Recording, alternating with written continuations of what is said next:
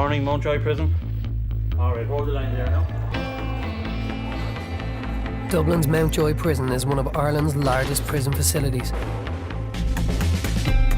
Operating 24 hours a day, 365 days a year. With over 750 inmates and over 700 staff, it's a city within a city. A community hidden from the public gaze, where hardship, humour, heartbreak and humanity live side by side. They're swanky, eh? Every day in the Joy, a war on drugs is being waged. Forces there, please. She's just going to sniff around, okay? Drugs are the #1 problem in the prison, placing a massive strain on staff No, don't do anything silly. and on the many prisoners who struggle with addiction and the fallout from the prison drugs trade. I'd love there to have a bit of a party on the D division. They're never going to stop it, no matter what they do. It's just the way it is. This is the Joy.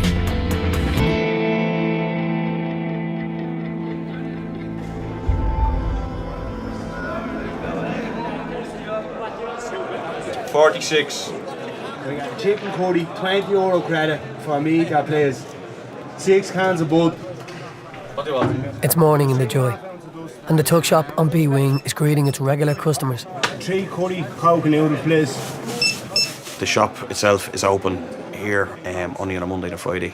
It's just basically a corner shop, a sweet shop is all it is. We just sell tobacco and sweets. It's a captive audience. You've upwards of 400 every week getting shop orders out of here, spending maybe a minimum of, I suppose, 10 to 20 euros. So, I mean, yeah, it does quite well. We're getting ripped off in this place. It's a kip. So you can buy 5 packets in Tesco for $1.80, and we're getting charged $1.55. It's the fucking Eddie Hall, who's that? Prisoners aren't allowed to handle cash, but visitors can lodge money into their prison accounts. Inmates also receive a gratuity from the prison service every week. They collect their grat on a Saturday, so the grat goes into their account. The grat is kind of like their payment for whatever kind of standard of behaviour they're on. The basic rate is 95 cents a day.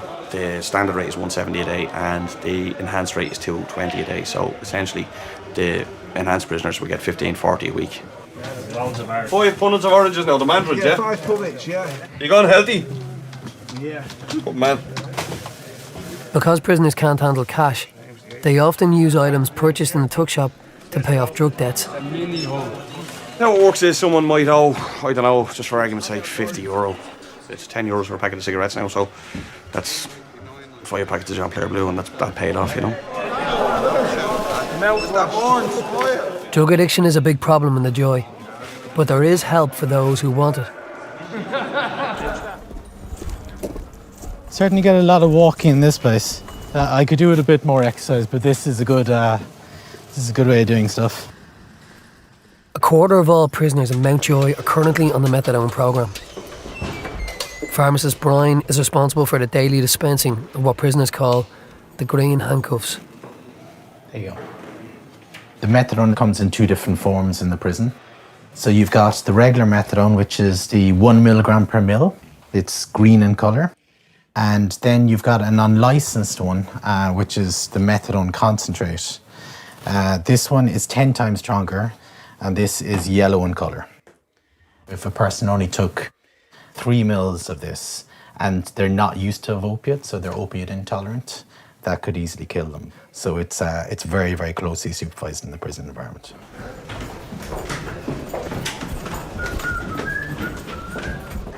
One of our most important roles here is trying to prevent the diversion of methadone.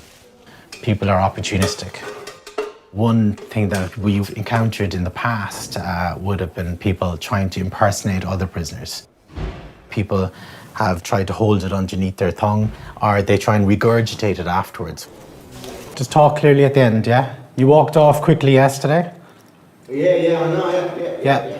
We've had people actually almost throw up in order to actually bring back up their methadone. That then could be used by someone else just to kind of starve off the withdrawal symptoms of heroin.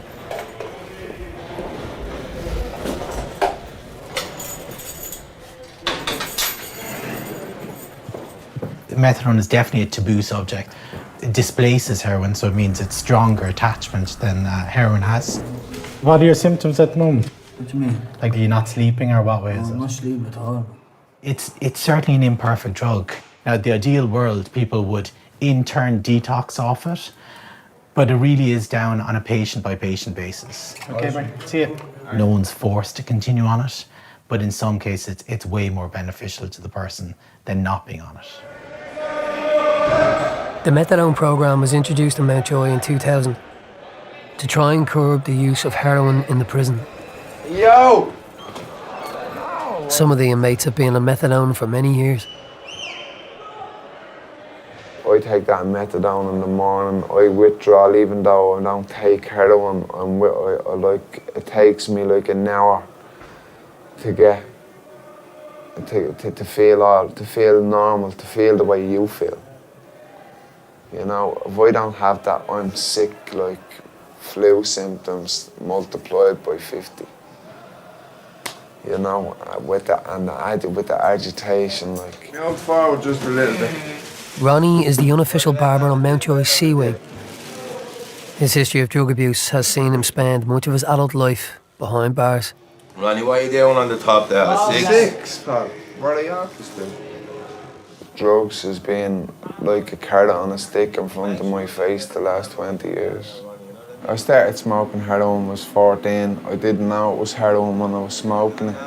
I was just that young, I was smoking it with an older crowd. And by the time I was 15, I was addicted to it. And I bet you butchered me. That's not a nice thing to say now. About your regular barber. I'm only joking, Ronnie, I'm only joking.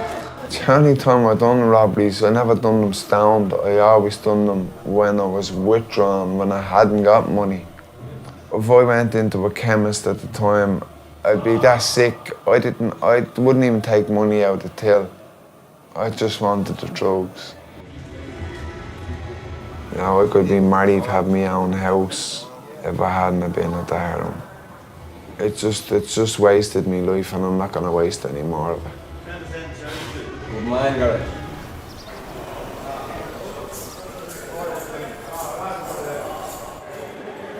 Over in MountJoy West, prisoner Paul Cummins is awaiting the result of a review meeting.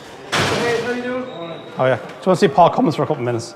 This will decide whether he can transfer to the training unit, a semi-open facility on the campus. Paul has an appeal against the length of his sentence coming up. He's hoping that the training unit transfer will show the judges the progress he has made. Paul, how are you? Very good, how are you? Are you all right? How are you getting on there? All right, yeah. Yeah. Oh, I'm doing very well. Okay, and that's what I spoke about at the review meeting in relation to yourself, okay? Yeah. You're doing exceptionally well, and you know, and all praise to you on it, okay? The decision of the review meeting was that we keep going the way you're going, okay? Yeah. And we're going to look at what we can do for you in January, okay? In January, is it? Okay. When your pay is up next month. Okay, well let's see how that goes, okay? That's the whole reason why I wanted to go training for my appeal. For your appeal? Yeah. That was the whole main reason why I wanted to do it. I can't take it in training when you have court appearances, okay? I don't want you to lose faith or lose heart, okay? You're definitely going to be discussed at the January review meeting, okay? We're a review to moving on, okay? Okay, you don't be disappointed, but don't be disappointed, all right? Yeah, go ahead. All right. More, yeah. All right, Paul. Right, thanks, yeah. Thanks, Chief, yeah. Delta 1. Okay, Paul, on this. You know, there's always a danger that we actually, in trying to do the best for somebody, you actually set them up to fail. To move into the training unit mightn't be in Paul's interest straight away, because training unit is a relatively open environment, and the visits are very relaxed and much more open than they are here. So Paul mightn't be strong enough to resist that kind of temptation for things to go wrong on him. Go back to January, fuck him in his prison. January, he says, don't start running, hooker, and you look disappointed. Of course I look disappointed, I am disappointed. In his school stuff, I am disappointed. My girlfriend was expecting me to go to the training unit in the next month or the next 2 months. And she was saying, look, if you go to training, that'll show me that you love me more than drugs and getting into trouble and blah, blah, blah. So now the prisoners are letting me go, so she'll probably dump me hell and ever. Yeah, you going out, Tony? That's me hopes now is the appeal. Hopefully get a year off and stick the training with the holes.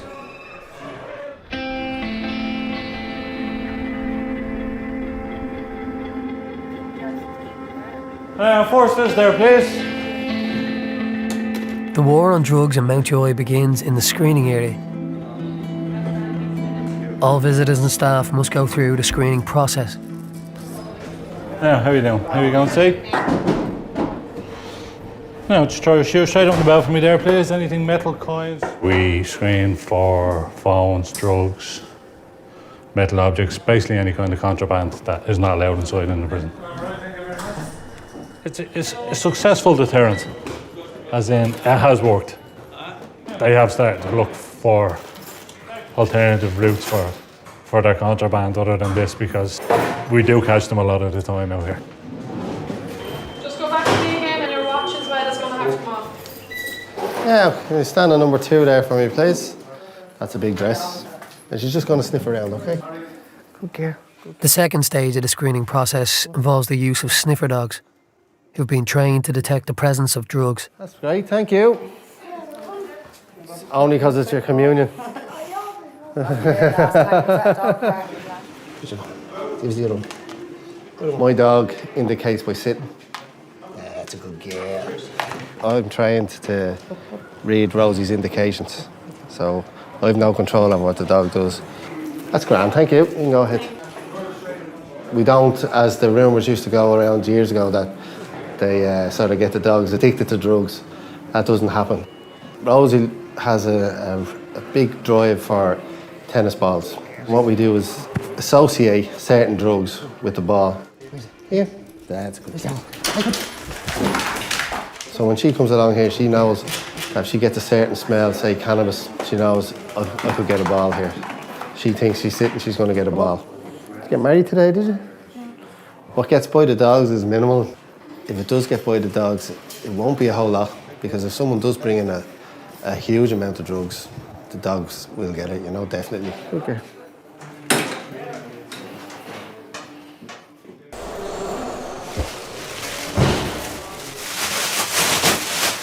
Darren Dunn is the cleaner on the B1 landing in MountJoy. Bits and bobs onto the new gas. A prisoner in the Joy for the past 6 years, he's about to transfer to the medical unit to take part in the drug treatment programme.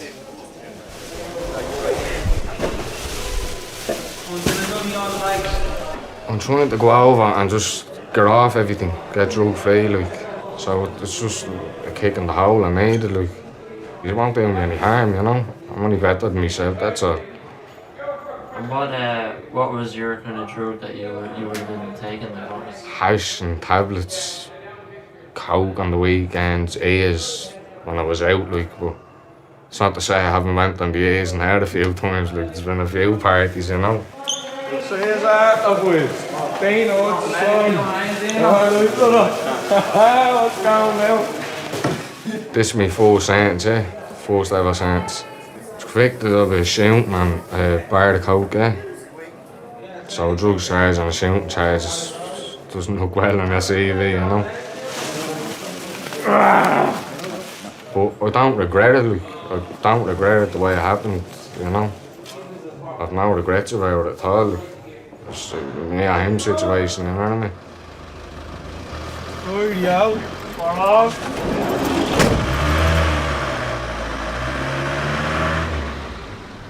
The medical unit is a facility within the campus where inmates struggling with addiction are housed and treated.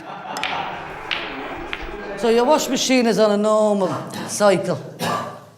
Then what happens is, if we feel something emotional that's paining us, the wash machine flips into a spin and brings everything going fast forward like that all the time.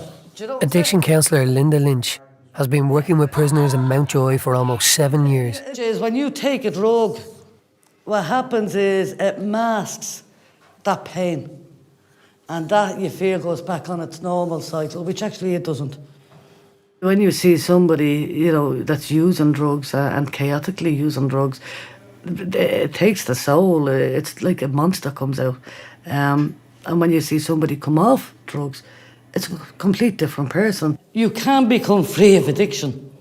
You know, you can walk away from addiction. It's promoting all the positives of not using drugs and become, again, an engaging member, an active member in the community or society and in a wholesome way, you know. Anyway, so if you see that anywhere, you know, in a gallery, you'll say, that's that's Linda's washing machine syndrome. Get a pen and paper, make up a list. I'll give you the names in a minute, yeah? Okay, go no more. All right, lads, we're there now in a minute. The training unit football club are playing MountJoy West in the semi-final of a football tournament today. Hello, lads. Hello. Right. We're leaving in a few minutes, right? We have everything we need. We're ready for this, right? We're playing Pats. It's been quite a journey. Like, we're losing players, we're gaining players. If we are successful today, we'll be into the final tomorrow against one of the outside teams, and, you know, hopefully we get there. Ken, will you help me organise our secret weapon, the Jaffa Cakes? Bring all 5 boxes, right? They've been training hard for this, most of them have anyway, and we're as ready as we're ever going to be. Keep going, don't worry about it. The winner of today's game stands a chance of playing League of Ireland team Bohemians in the final.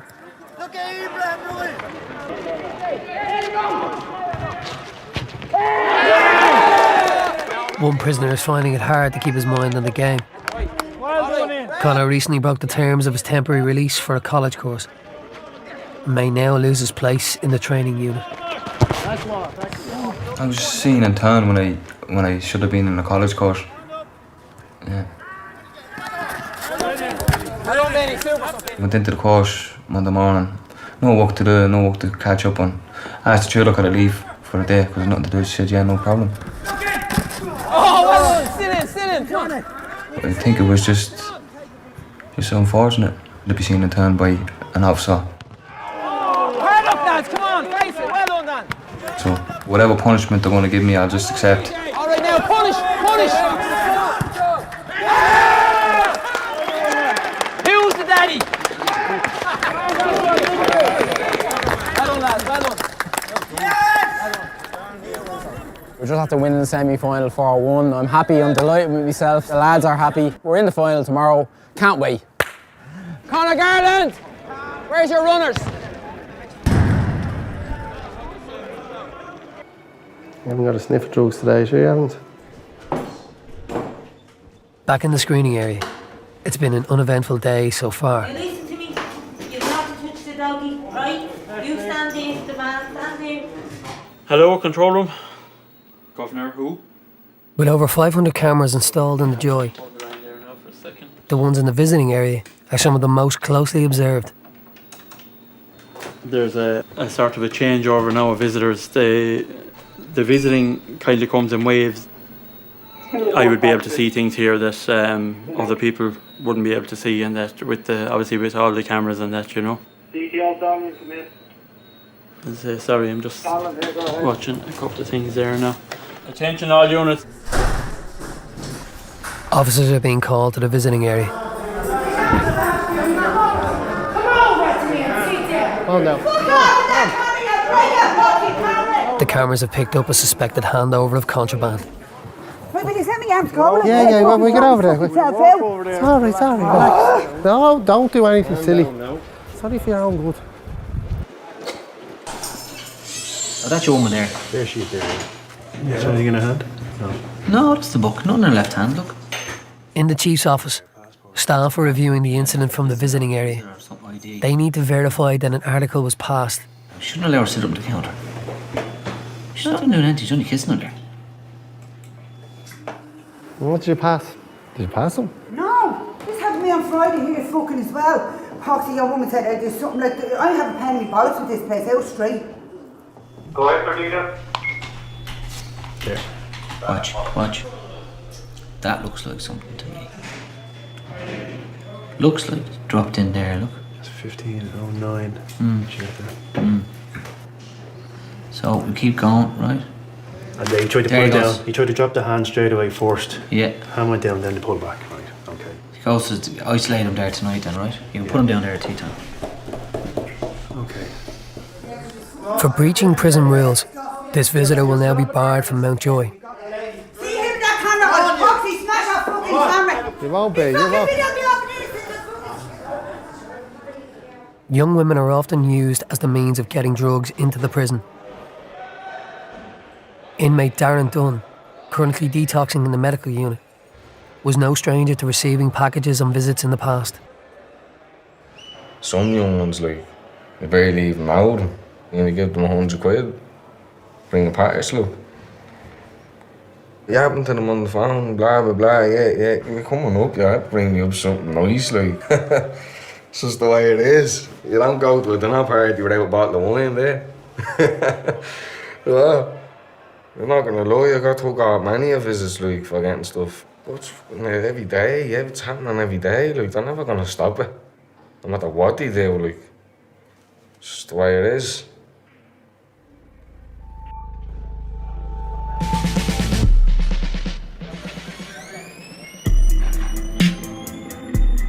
As the committal prison for the Dublin region, MountJoy is constantly taking in new prisoners from the courts. For most who enter the Joy, drugs have been the cause of their chaotic lifestyles. Makeup. No, just take a seat there in the red chair. Eddie Valentine, a familiar face in the prison, has just been committed for 4 months for robbery. Right. What's over the leg? What happened? Served to see me.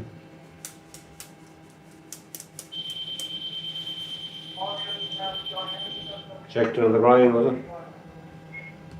I know him and his good few of the family. I would have dealt with them over the last 30 years. How many years left? My 4 brothers passed away. No, that, yeah, sure. Most of these here down these years ago. All right, let's put it back to that, Eddie. For your height. 179. All right, come back over to me. I'm in 4 months altogether, like, chicken feed, you know. Right, what have we got? Elvis here, isn't it? Yeah. It's like my second home. MountJoy without one of ours is like McDonald's without a burger. Tell you the truth. Just come out here to me. I don't want. Can you manage to come out? Drug use is basically a killer. I know entire families that have been wiped out. Whole generations are gone. Just put your hand on the desk there.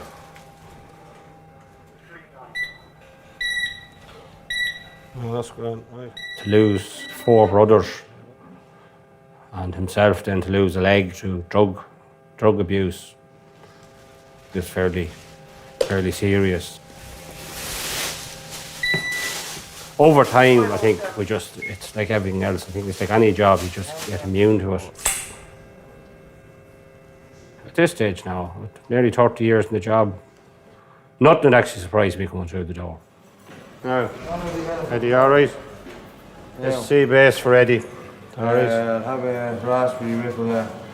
Raspberry ripple.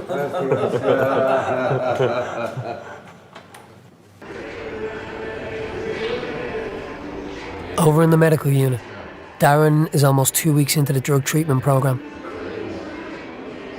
Detoxing has been a challenge, but things are starting to look up. At the start, it was very hard. Like, withdrawals off things like that, and so we used to take and everything for years, like through the start of my sentence all the way up to a couple of weeks ago, and I didn't sleep for days on end. How many of you experienced that you had stuff on your locker, you leave it there and you say, I'll have that bit in the morning, that'll do me grand. And then it starts to take it. Linda does the relapse prevention, so preventing it from when you're down or if you have a fucking bad phone call or something, giving you a different way of thinking, you know? It's amazing, isn't it, that when you do become addicted, if I asked one of you, will you go back into London and get me something, you'd say, Linda, I'm not into you, you know?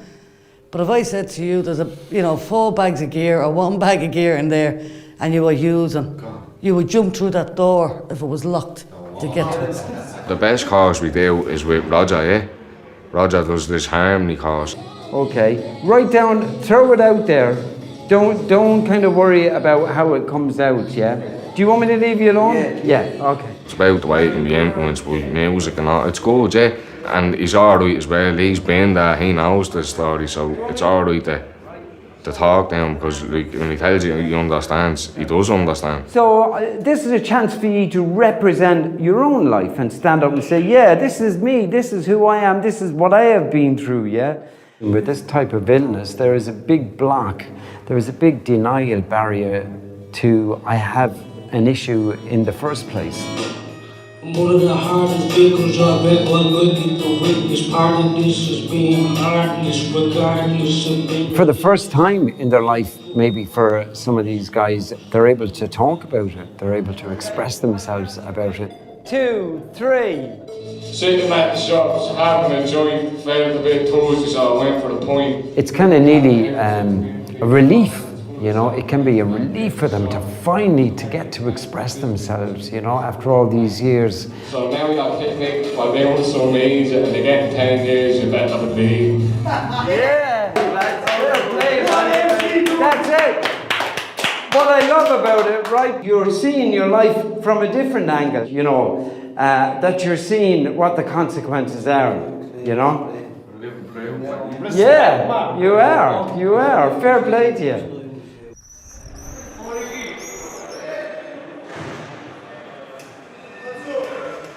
No rats on the orange group, that right? They're all on the yellows. On the D1 landing in MountJoy West, inmate Paul Cummins is still coming to terms with failing to secure a transfer to the training unit. Ever since the setback, things have taken a turn for the worst. Where are we at? No phone. Can't be found. He took me phone on me. They're chatting away. And I heard someone at my door, so I jumped up. The door swung out and I was just turning down the jacks. I'm going to fuck back onto the bed. Same crew that caught me in 2011. Now I can't talk to my princess. No way, man. Good. Now I'm going to go back down to basic. One phone call a week. Have my appeal coming up. I'm really bothered, man. To be honest with you, the only thing I'm worried about is my phone calls, my girlfriend, one a week. Can't go back to that shit. And how are things at the moment with your girlfriends? One day it's brilliant. One day I'd be a stupid cunt and take tablets and on the phone and talk like a fucking junkie. She wants to have a kid with me. Fair play to her. I turned around and said, I'll tell you how straight, baby. I said I'd rather wait for a year because I don't know what's going to happen. I really don't want to break her heart, and I'm a fucking heartbreaker.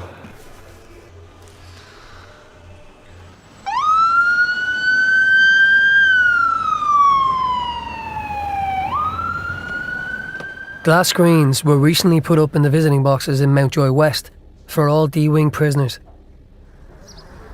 Visits are one of the main routes for drug smuggling into the prison. With that avenue now closed, there's an increase in drugs coming in via another channel. There's an example of throws to the yard. You can see that's quite a big parcel. Every day there's going to be throws of drugs. The quantity has increased and the volume of throws has increased. They just run up 2 throws into the yard. And here we have the inmates throwing the and then take it out later on and distribute it. And unfortunately, that's what you're dealing with.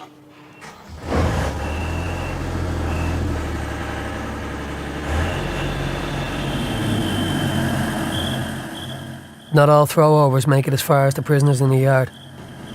Staff must regularly check the gullies for the contraband that falls short.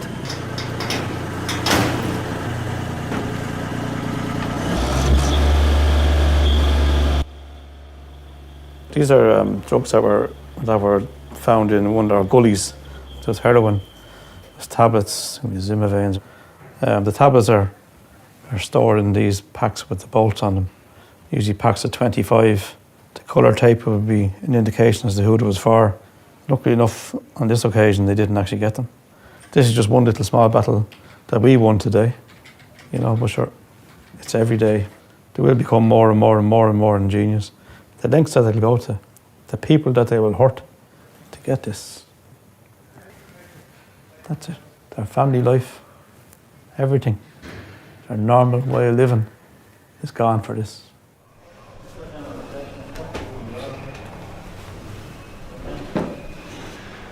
I feel it's a waste of life. Waste of talent is a waste of life. Someone who has felt the devastating effects of drug abuse on himself and those around him is prisoner Eddie Valentine. There's no such thing as tomorrow, you know. When you wake up in the morning, you say, here's another day of my life. One of these days I'm gonna wake up dead. I'm gonna say to myself, here,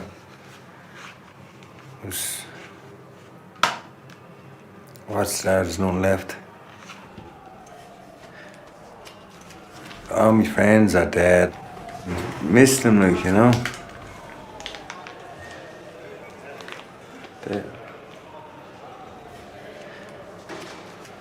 They're all just young, you know. They weren't old, like, you know, 30 and 40. Only all young.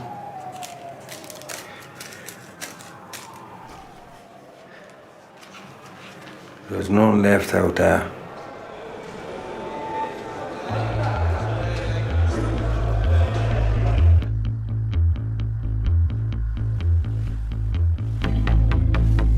Are we ready for this? 200%. The training unit football club are going head to head with a team of players from Bohemians FC in the final of a football tournament. I have to be honest, I'm just so proud. Really proud now to be involved in this. I'm fed up reading negative headlines every day of the week about people in here, all right? A lot of you deserve the headlines, but you should be given a chance to change the headlines, all right? So today I want positive headlines, all right? TUFC coach Officer Moran is looking for a special performance from his players. Who are all them young fellas at the gate? Is there somebody's confirmation today? Who are all them young lads over there? Like we're here to play football, but there's a lot more going on besides that. You know, it's about getting lads back onto the track that they derailed, usually spectacularly from. Put that on you. Put that on you. I think these lads, they were condemned long before they ever got to prison just because of where they grew up, who they grew up with. I'm not saying they're saints. They've all committed crime. 200% today, 200%, right? Remember that day. All right, Finny, next time. All right. I'm not a counsellor. I'm not a psychologist. I'm just a prison officer, but try my best. Even if only 1 out of 100 manages to stay out of prison, I feel like I've got somewhere. That's better. All we can do is try and, fight the good fight. But 90% of these here, if there was no such thing as drugs, they wouldn't be here. Connor, express yourself now for the last 60 seconds, right? On again! Okay, fella!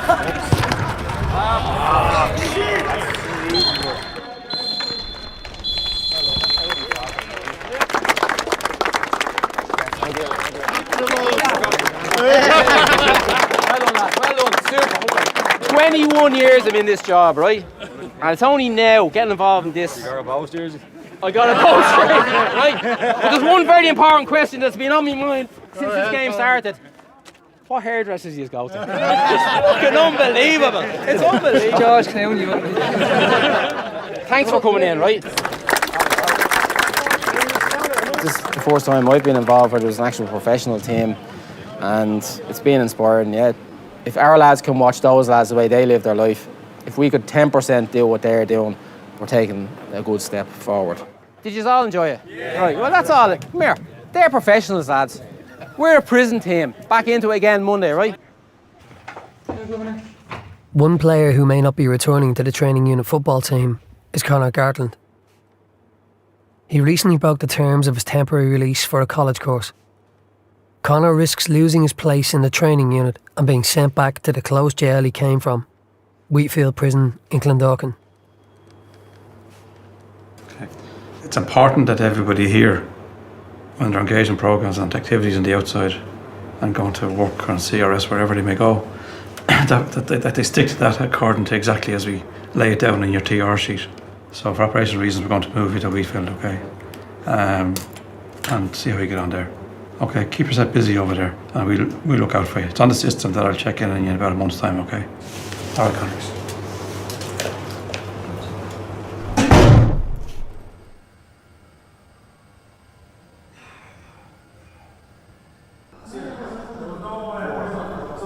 I wouldn't recommend Wayfield to anybody. I just wouldn't recommend it, man. Fucking reception once a month, shop once a week. What the fuck, man, you know what I mean? Prisoner James McCardle has just returned from a stint in Wheatfield prison. He was sent there 2 weeks ago due to a lack of vacancies in MountJoy. I was up there in the welding shop, and as soon as I picked the welder up, bang, my name got called, pack your kit, you're going back to the Joy, lovely. Happy days, yeah. Because it's a bad fucking setup, like, you know what I mean? Like, it's just a bad jail altogether, it is, yeah. It's just the way it was built. The way the landings and all that, it's nothing like this, nothing compared to this jail is, you know?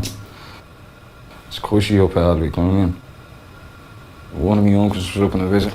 He tries a lot, he's one of them positivity people, you know what I mean? He's after telling me now to see me dirty dad, to write down positive things and all, like, you know what I mean? And I'm actually after writing down positive things wherever me fucking dirty is. That's fucking I write down a lot of shit. I write down my family I do, yeah? And then getting a job or a course, yeah? Pay me uncle back for all he did me, yeah? Because he's had to spend about, I'd say, about a good 10 grand on me or something now, yeah? And fucking get a loan and go to Puerto Rico. Yup. Only fucking, 8 months and I'll be on the pig's back a bit, yeah?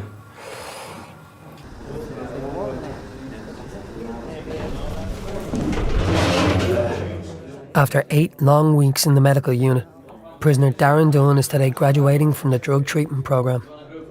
It's never easy to become drug-free in an environment like this.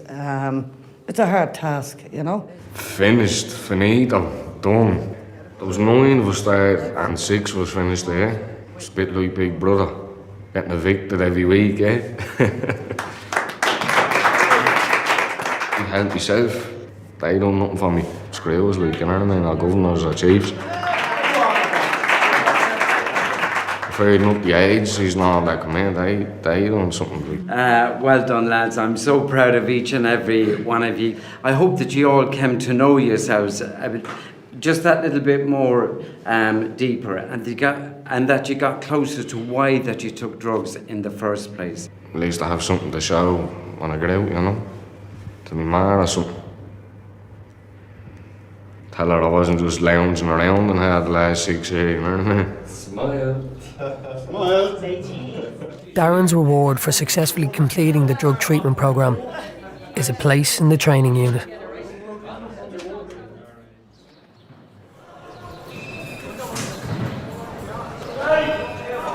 I got the P19. Did I take it off? Over in MountJoy West, prisoner Paul Cummins was recently caught with a mobile phone in his cell.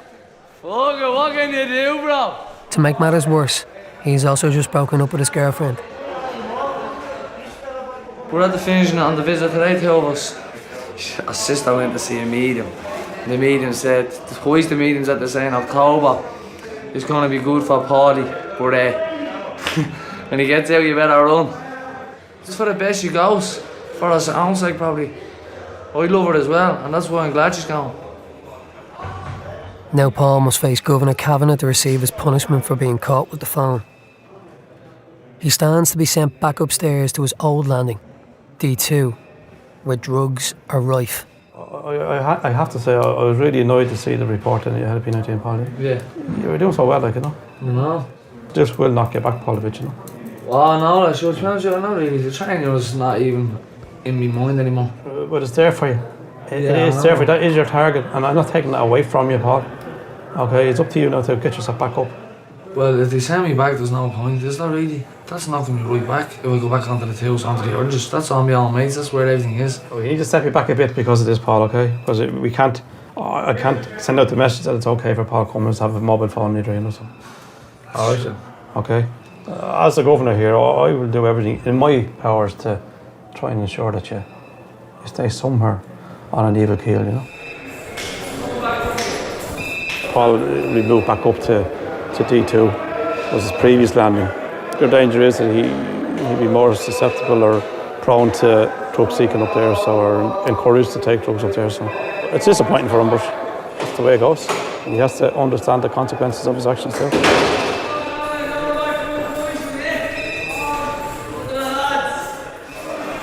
The lawyer to go back up, yeah? You couldn't have happened for a better time.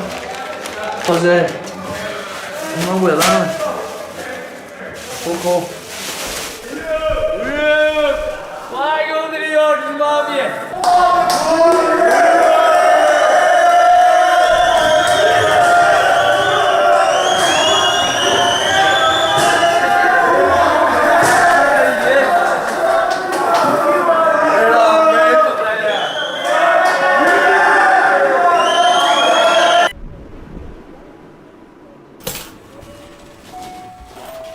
Thanks.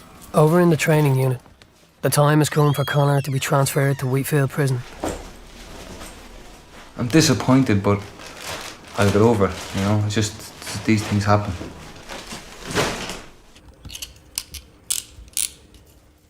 I'm going back to a closed prison, so I'm sure there'll be a few people I know over there, but my plan is to go in and muck in the kitchen and just keep the head down and try your best to go back over. All right, kid. His football coach, Officer Moran, has been detailed with the escort.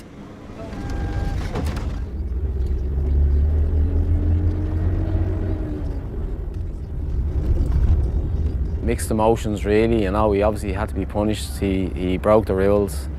But on a personal level, I'm kind of gutted. He was a good football player, but more than that, he brought something different to the whole the team, to be honest. And then off the pitch, he was a great worker.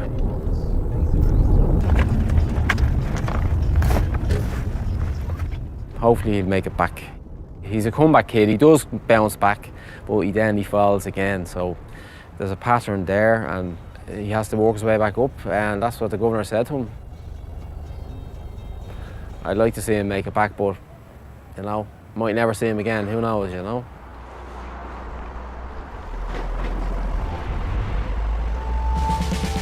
Next, on the Joy. We've an inmate down cell 13. He's decided to go on a dirty protest. Not a pretty sight. We'll lock the B-base as normal. No one goes near the cell. We have a very sensitive situation. We had a death in custody last night. Now, he will be missed and people will be sad about it. But life goes on. Shit, man, yeah? How straight. Never appealed me sense of me life, man. I'm good on it. Sit down, right, Robbie?